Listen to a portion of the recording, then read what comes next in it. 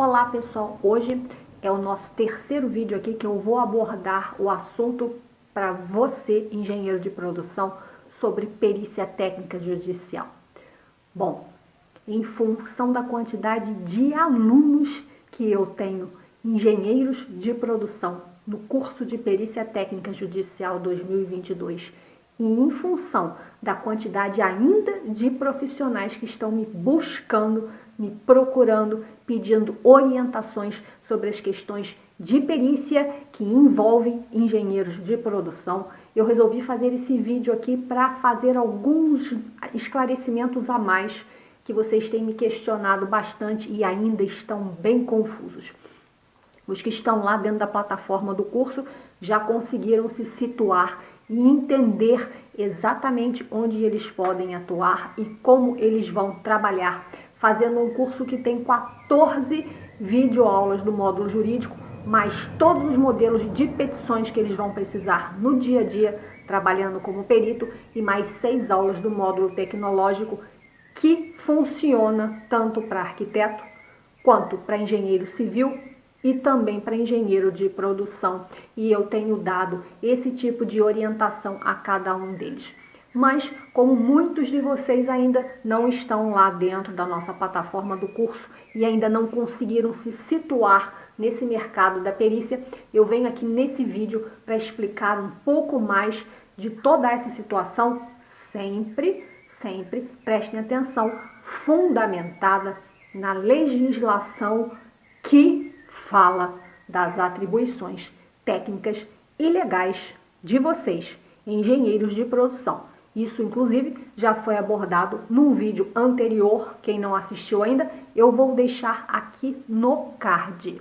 Mas hoje nós vamos complementar isso aí, mostrando para vocês como é que vocês vão conduzir essa estratégia, como é que vocês vão poder trabalhar como peritos dentro do Poder Judiciário, sem ter complicações com o CREA, que vai dizer que vocês não podem fazer isso ou aquilo, porque vocês estão inseridos numa categoria, e eu vou mostrar exatamente como vocês conduzirem isso de forma certeira, para não ficar se atropelando aí nesse percurso e nem ficar cometendo erros desnecessários. Então vamos lá, prestem atenção aos slides com cuidado que eu vou passar agora para vocês, ok?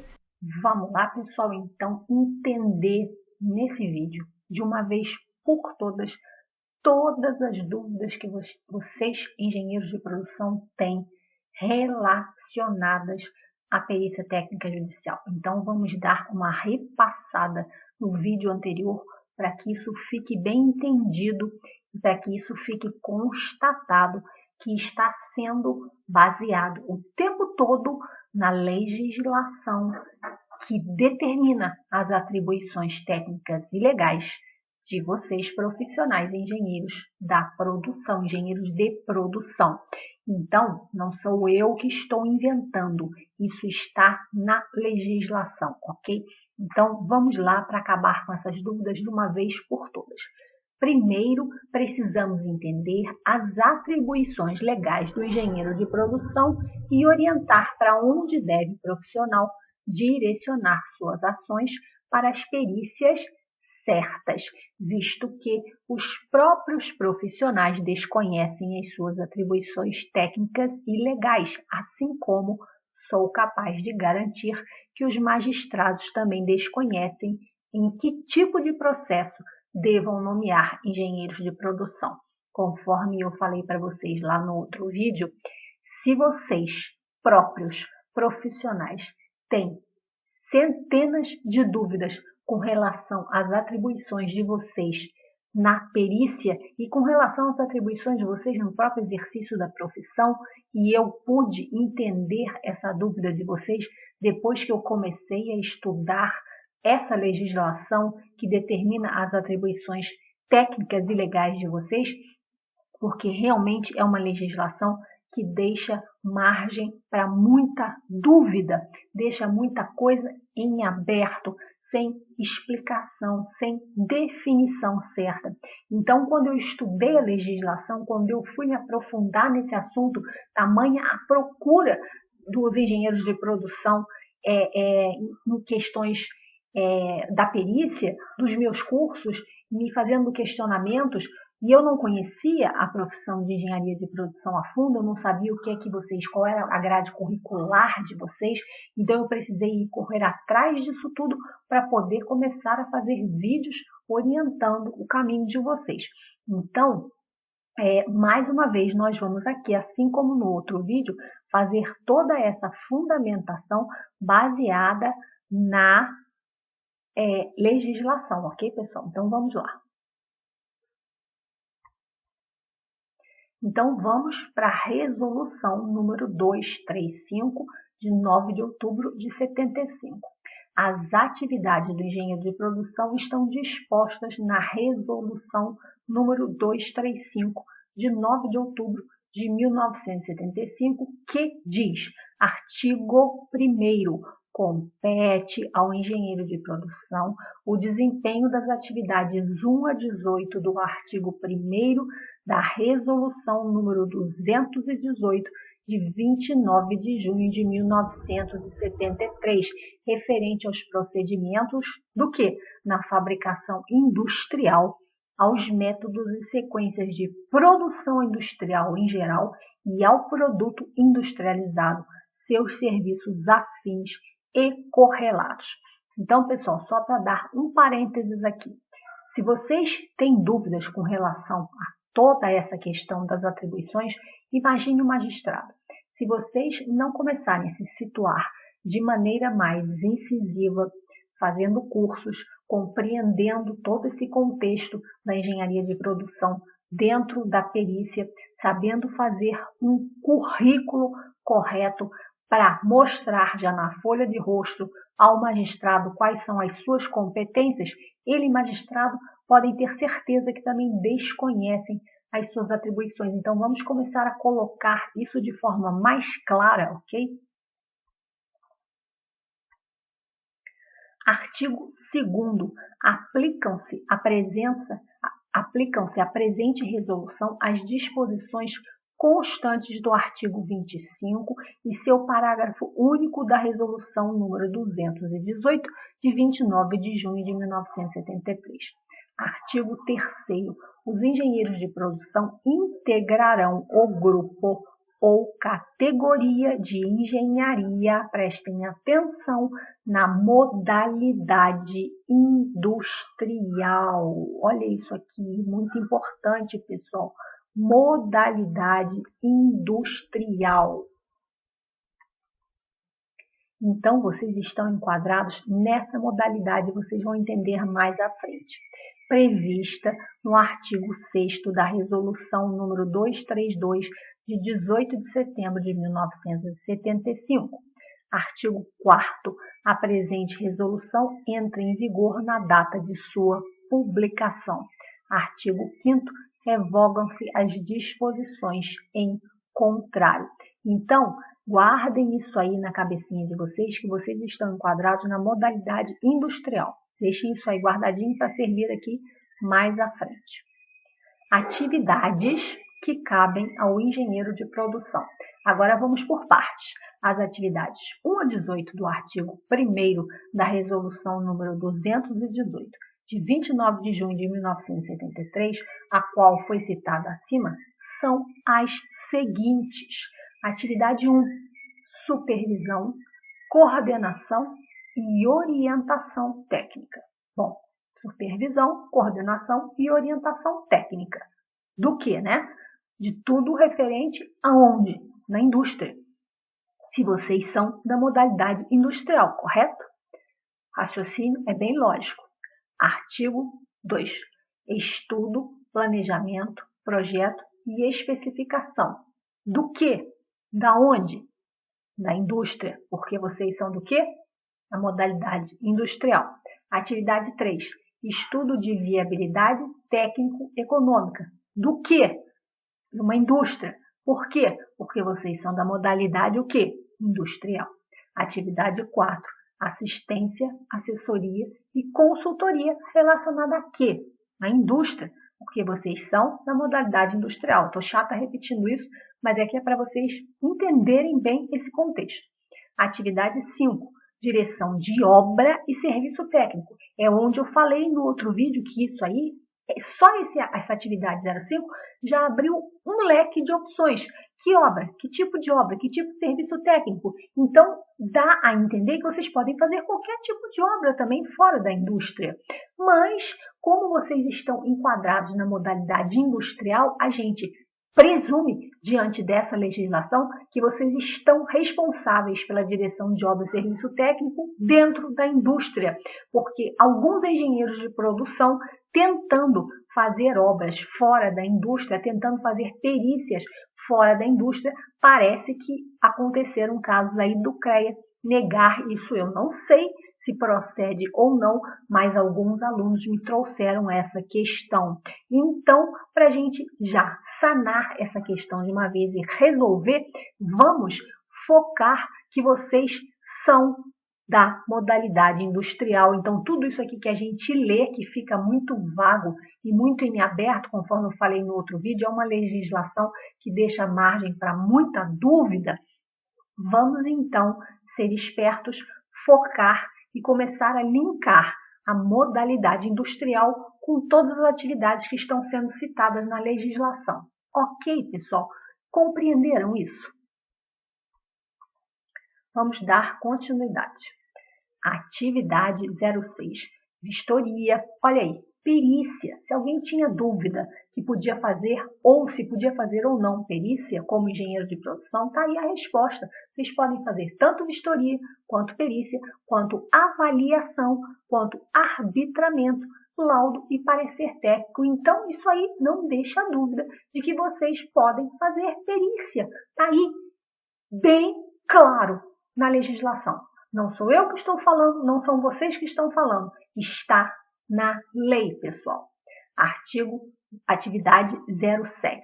Desempenho de cargo e função técnica. O quê? Lá dentro da indústria, relacionado a qualquer assunto. Atividade 8. Ensino, pesquisa, análise, experimentação, ensaio e divulgação técnica, extensão. O que? Relacionado à indústria, porque vocês são da modalidade industrial. Atividade 09, elaboração de orçamento.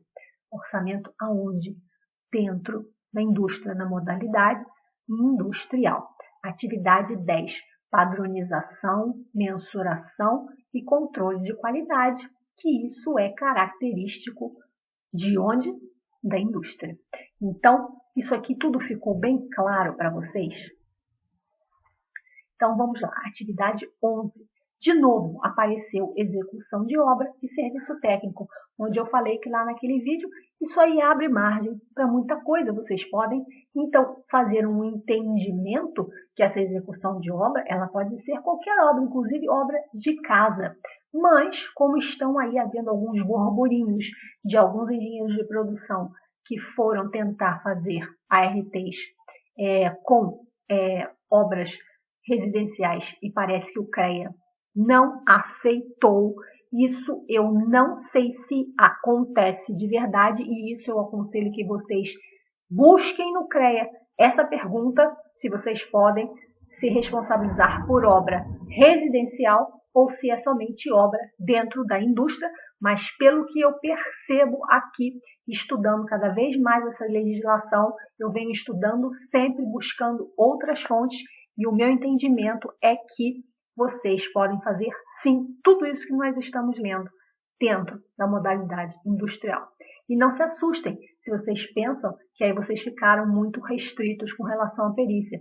Não se assustem, porque indústrias são muito visadas e são presentes em muitos processos, principalmente como ré. A maioria como ré.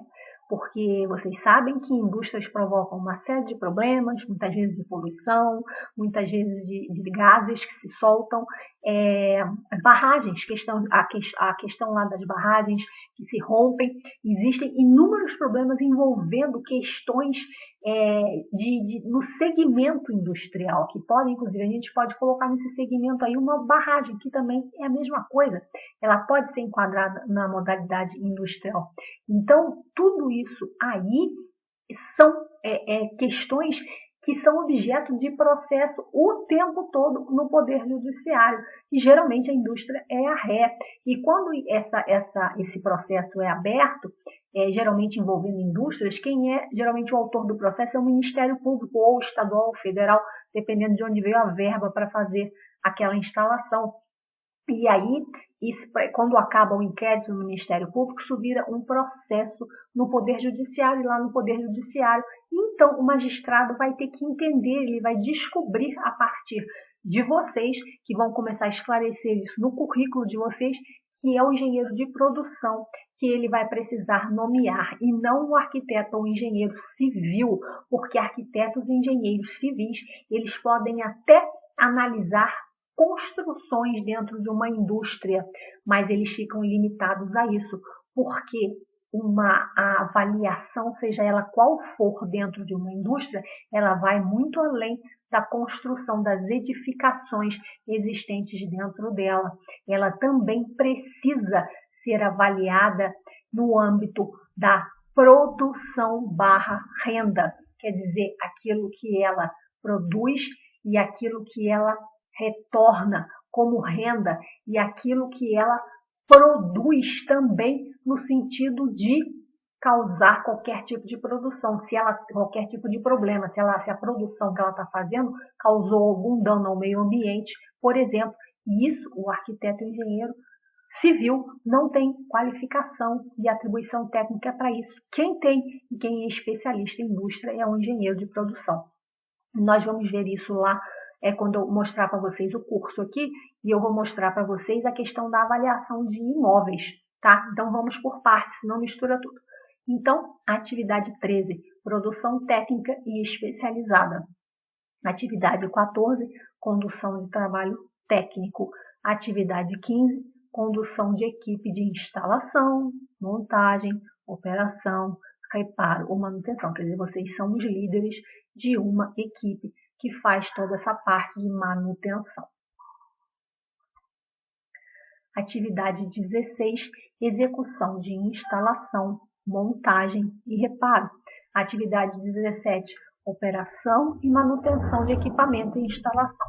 Atividade 18, execução de desenho técnico. Olha aí, mais uma coisa que fica em aberto. Desenho técnico compreende uma gama de desenhos. Pode ser desenho de arquitetura, um projeto, é um desenho técnico. Então, é uma coisa que também abre margem a muita dúvida. Mas, como nós estamos agora aqui focando e linkando com a modalidade industrial, que é a modalidade do engenheiro de produção, vamos então nos ater a desenhos técnicos que envolvam o quê? Indústrias. Vocês estão compreendendo o raciocínio que tem que ser seguido? Em qual categoria a engenheira de produção está inserida? Artigo 6º. Para determinação da proporcionalidade, as categorias profissionais da engenharia, da arquitetura e da agronomia são classificados da seguinte forma. A. Grupo ou categoria da engenharia. Modalidade civil. Engenheiros, agrimensores, cartógrafos de geodésia e topografia, geógrafos civis de fortificações e construção, geólogos e sanitaristas. Então, vamos para a próxima. Modalidade eletricista. Engenheiros, eletricistas, eletrotécnicos, eletrônicos e de comunicações. E modalidade 3, industrial. Engenheiros, aeronáuticos, mecânicos, de automóveis, de armamento, industriais, metalurgistas, de minas, navais, de petróleo, químicos, tecnólogos, de alimentos e têxteis. Vocês estão inseridos nessa modalidade industrial conforme nós vimos no começo do vídeo. Engenheiros de produção assinam ARTs, caso necessário. Quanto à necessidade, tudo depende de onde e como o profissional trabalha, segmento, setor, necessidade do serviço. Como todo engenheiro, as atribuições estão citadas acima e o profissional pode executá-las dependendo da atividade que lhe cabe.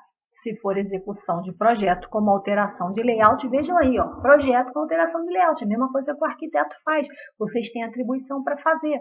Proposta de estruturação física de um setor, também uma atribuição de arquiteto. Projeto de desenvolvimento do produto e demais atividades industriais que a ele compete, aí é específico para vocês, engenheiros de produção, e a responsabilidade técnica, como para arquiteto e engenheiro civil. Caso escolha atuar nas áreas de gestão e liderança, trabalhando com implantação de métodos de apoio e controle, ótimo. O engenheiro de produção é também formado para ser um líder e otimizar processos a partir da habilidade técnica que lhe é concedida como engenheiro. Então, percebam que o engenheiro de produção ele é um líder dentro de uma indústria.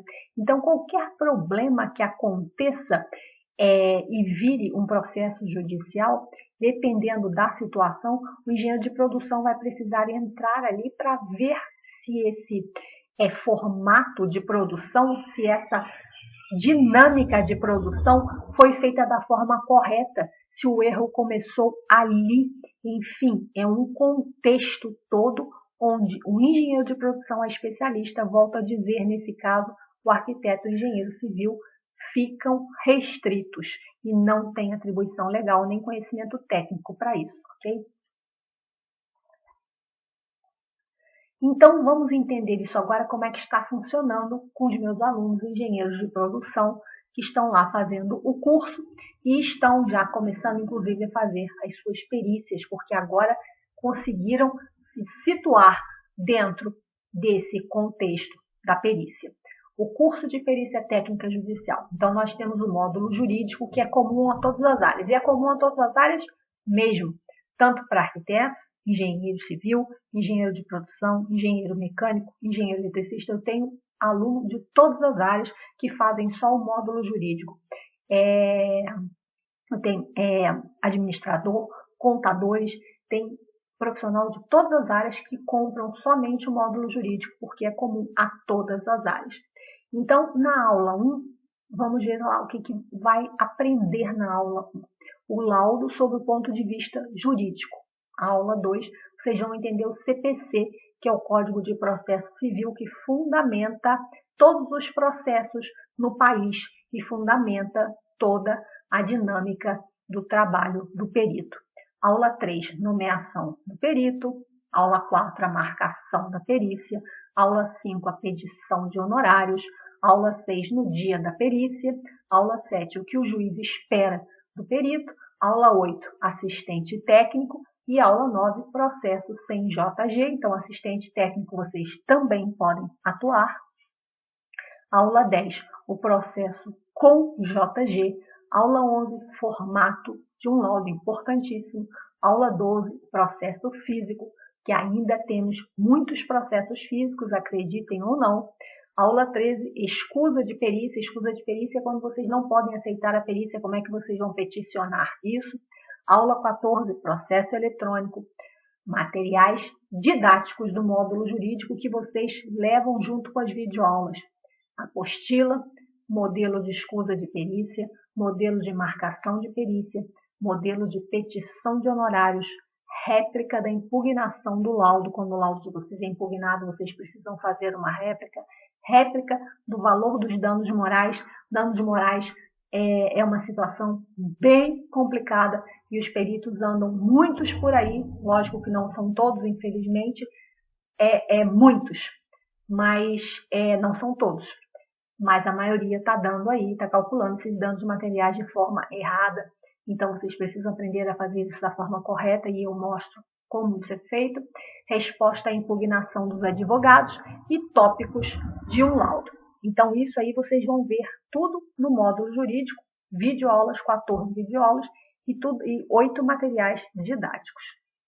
Agora vamos ver o módulo tecnológico, e esse aqui nós vamos perder um pouquinho mais de tempo para vocês entenderem como vocês vão transportar o que está ali, que foi feito para arquiteto e engenheiro civil, para dentro da área de vocês, que é o setor industrial. Então, na aula 1, vocês vão aprender avaliação de imóveis. Para arquitetos e engenheiros civis, esses imóveis são residenciais. Arquitetos e engenheiros fazem avaliação de imóveis residenciais, tá, pessoal? Para engenheiros de produção, imóveis industriais. Então, vamos lá, vamos dar uma parada aqui, que isso é muito importante. Olha só, o que acontece muito, já vem acontecendo muito por aí, é que os magistrados, por desconhecerem a complexidade de algumas matérias, quando acontece, por exemplo, um problema em o objeto do processo envolve, por exemplo, uma fazenda. Ele, muitas vezes, nomeia lá o arquiteto ou engenheiro civil para fazer lá a avaliação daquele imóvel da fazenda. Só que uma fazenda não pode ser avaliada somente por um arquiteto ou engenheiro civil. E por quê, pessoal? Porque uma fazenda, ela não se restringe às suas construções. No que tange às construções, o arquiteto e engenheiro civil pode sim fazer essa avaliação, mas existe todo um restante dentro de uma fazenda que precisa ser avaliado para que esse valor seja definido lá no laudo para o magistrado. E o que é isso? É o poder de produção dessa fazenda, é o tipo de solo, o tipo de animais que ele tem ali, plantações, tudo isso vai entrar no valor de uma fazenda. E o arquiteto e o engenheiro civil tem atribuição para isso? Não. Então, ele até pode fazer essa perícia, mas ele vai ter que fazer essa perícia junto com quem? Com um engenheiro agrônomo, que é especialista nessa área. Então, vai ser uma perícia multidisciplinar. Da mesma forma, pessoal, vai acontecer, por exemplo, com uma questão industrial. Eu estava vendo outro dia um engenheiro civil aí falando que foi fazer aí a perícia de um imóvel industrial, foi fazer a avaliação de um imóvel industrial.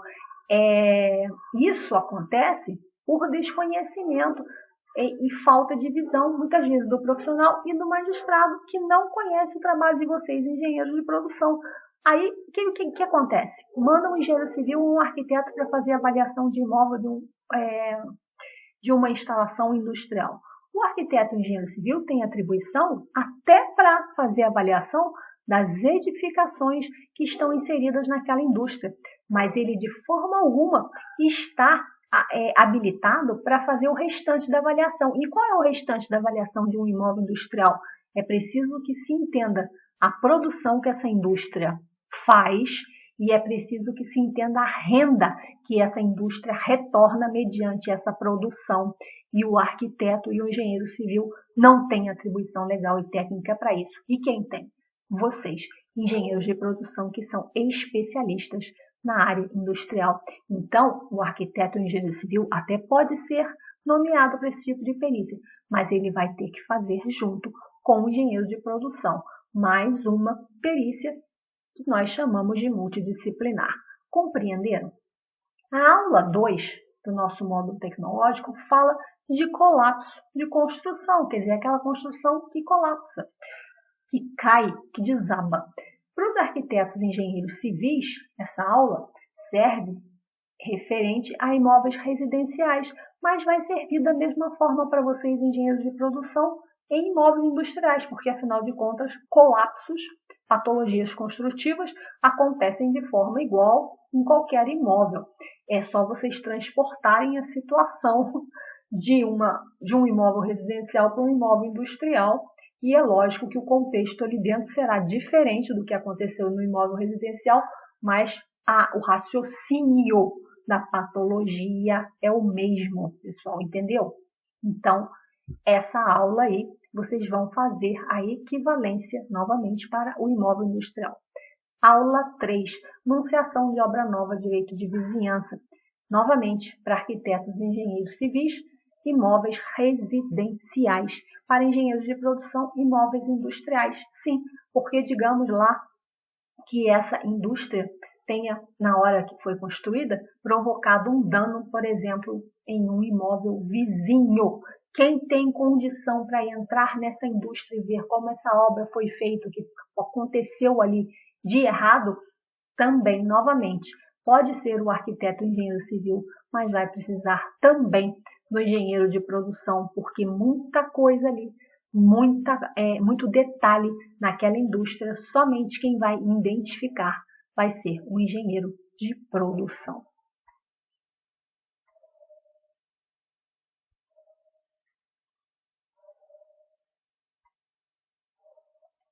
Vamos continuar no nosso módulo tecnológico. Aula 4, nós falamos de deslizamento de terra para arquitetos, engenheiros civis e imóveis residenciais, que também, mesmo sendo imóveis residenciais, precisa de esse tipo de perícia, precisa que o arquiteto engenheiro civil faça parceria com ou um engenheiro agrônomo ou um geólogo, que são profundos conhecedores de composição de solos, de movimentação de solos. Então, mais uma vez, nós caímos numa perícia multidisciplinar. Tudo isso, pessoal, é bom senso e é necessário que os profissionais tenham essa visão de que eles muitas vezes vão ser nomeados para uma perícia que eles não podem e não devem fazer sozinhos.